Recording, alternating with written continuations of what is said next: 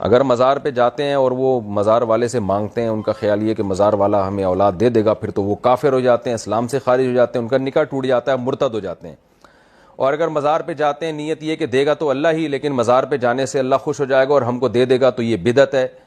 और नबी सल्लल्लाहु अलैहि वसल्लम ने फरमाया हर बिदत गुमराही है, क्योंकि हमें कुरान और सुन्नत से नहीं मिलता कि औलाद मज़ारों पे जाने से मिल जाती है। बेशक अल्लाह ही दे, लेकिन नहीं मिलती। अल्लाह ने दुआएं मांगने के लिए मस्जिदें बनाई हैं, मज़ार नहीं बनाए। तो इसलिए अल्लाह से मांगें।